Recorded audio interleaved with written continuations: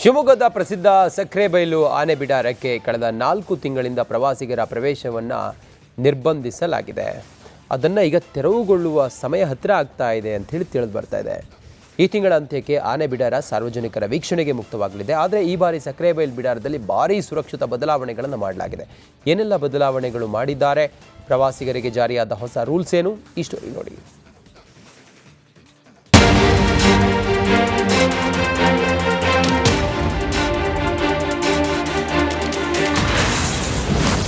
ನಾಲ್ಕು ತಿಂಗಳ ಬಳಿಕ ಸಕ್ರೆಬೈಲು ಆನೆ ಬಿಡಾರ್ ಓಪನ್.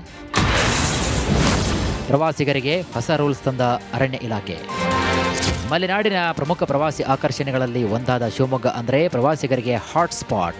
ಶಿವಮೊಗ್ಗದ ಗಾಜನೂರು ಬಳಿಯ ಸಕ್ರೆಬೈಲು ಆನೆ ಬಿಡಾರ ಶೀಘ್ರದಲ್ಲೇ ಸಾರ್ವಜನಿಕರ ವೀಕ್ಷಣೆಗೆ ತೆರೆದುಕೊಳ್ಳಲಿದೆ. ಕೊಡಗಿನ ದುಬಾರೆ ಆನೆ ಬಿಡಾರದಲ್ಲಿ ನಡೆದಂತಹ ದುರಂತದ ನಂತರ ಅರಣ್ಯ ಇಲಾಖೆ ಮುನ್ನೆಚ್ಚರಿಕಾ ಕ್ರಮವಾಗಿ ಸಕ್ರೆಬೈಲು ಬಿಡಾರಕ್ಕೂ ಕೂಡ ಪ್ರವಾಸಿಗರ ಪ್ರವೇಶವನ್ನು ಸಂಪೂರ್ಣವಾಗಿ ಬಂದ್ ಮಾಡಿತ್ತು. ಆದರೆ ಇದೀಗ ಸರ್ಕಾರದ ನೂತನ SOP ಮಾರ್ಗದರ್ಶನದಂತೆ ಬಿಡಾರದಲ್ಲಿ ಎಲ್ಲ ರೀತಿಯ ಸುರಕ್ಷತಾ ಕ್ರಮಗಳನ್ನು ಕೈಗೊಳ್ಳಲಾಗಿದ್ದು, ಉನ್ನತ ಅಧಿಕಾರಿಗಳ ಅಂತಿಮ ಒಪ್ಪಿಗೆ ಸಿಗ್ತಾ ಇದ್ದಂತೆ ಈ ತಿಂಗಳ ಅಂತ್ಯದ ಒಳಗಾಗಿ ಸಾರ್ವಜನಿಕರಿಗೆ ಪ್ರವೇಶ ಅವಕಾಶ ದೊರೆಯಲಿದೆ. ನಾನೀಗ ಶಿವಮೊಗ್ಗ ಜಿಲ್ಲೆಯ ಗಾಜನೂರು ಬಳಿ ಇರುವಂಥ ಸಕ್ರೆಬೈಲು ಆನೆ ಬಿಡಾರದಲ್ಲಿದ್ದೇನೆ. ಈ ಆನೆ ಬಿಡಾರಕ್ಕೂ ಸಹ ಏನು ದುಬಾರೆಯ ಆನೆ ಬಿಡಾರದಲ್ಲಿ ಆದಂಥ ಅವಘಡ ಏನಾಯಿತು, ಅಂದಿನಿಂದ ಇಲ್ಲಿಯವರೆಗೆ ಈ ಆನೆ ಬಿಡಾರ ಈಗಾಗಲೇ ಬಂದಿರುವಂಥದ್ದು ಪ್ರವಾಸಿಗರಿಗೆ ನಿರ್ಬಂಧವನ್ನು ಹೇರಲಾಗಿದೆ.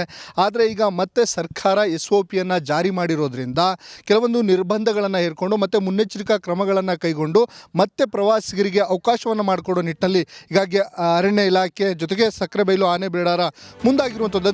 ಇನ್ನು ಮುಂದೆ ಸಕ್ರೆಬೈಲು ಬಿಡಾರಕ್ಕೆ ಬರುವ ಪ್ರವಾಸಿಗರಿಗೆ ಹಳೆಯ ನಿಯಮಗಳು ಅನ್ವಯಿಸುವುದಿಲ್ಲ. ಪ್ರವಾಸಿಗರ ಸುರಕ್ಷತೆಯ ದೃಷ್ಟಿಯಿಂದ ಅರಣ್ಯ ಇಲಾಖೆ ಕಟ್ಟುನಿಟ್ಟಿನ ನಿಯಮಗಳನ್ನು ಜಾರಿಗೆ ತಂದಿದೆ.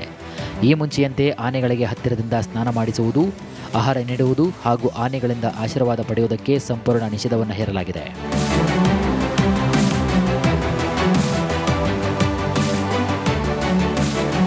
ಪ್ರವಾಸಿಗರು ಮತ್ತು ಗಜಪಡೆಯ ಸಂಚಾರಕ್ಕೆ ಪ್ರತ್ಯೇಕ ಮಾರ್ಗಗಳನ್ನು ಸಿದ್ಧಪಡಿಸಲಾಗಿದೆ.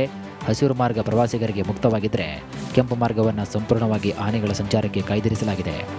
ಆನೆಗಳು ತುಂಗಾ ನದಿಯ ಹಿನ್ನೀರಿನಲ್ಲಿ ಸ್ನಾನ ಮಾಡುವುದನ್ನು ವೀಕ್ಷಣೆ ಮಾಡಲು ನದಿ ದಂಡೆಯಲ್ಲೇ ತಡೆಬೇಲಿ ನಿರ್ಮಿಸಲಾಗಿದ್ದು, ಪ್ರವಾಸಿಗರು ದೂರದಲ್ಲಿ ನಿಂತುಕೊಂಡು ವೀಕ್ಷಣೆ ಮಾಡಬೇಕಾಗಿದೆ.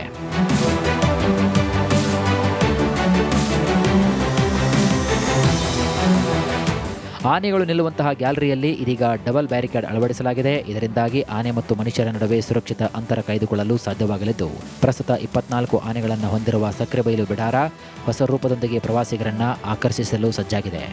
ಪ್ರವಾಸಿಗರಿಗೆ ಸದ್ಯಕ್ಕೆ SOP ಪ್ರಕಾರ ಏನಿದೆ ಅದನ್ನು ನಾವು ಅನುಪಾಲನೆ ಮಾಡೋದಕ್ಕೆ ಕ್ರಮ ತಗೋತಾ ಇದ್ದೀವಿ.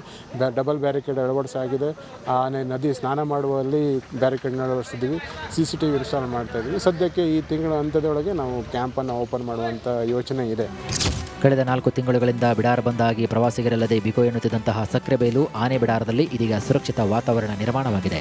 ಕಟ್ಟುನಿಟ್ಟಿನ SOPಯೊಂದಿಗೆ ಪುನರಾರಂಭಗೊಳ್ಳುತ್ತಿರುವಂತಹ ಈ ಗಜಪಡೆಗಳ ತಾಣಕ್ಕೆ ಭೇಟಿ ನೀಡಲು ಪ್ರವಾಸಿಗರು ಕೂಡ ಕಾತುರದಿಂದ ಕಾಯ್ತಿದ್ದಾರೆ.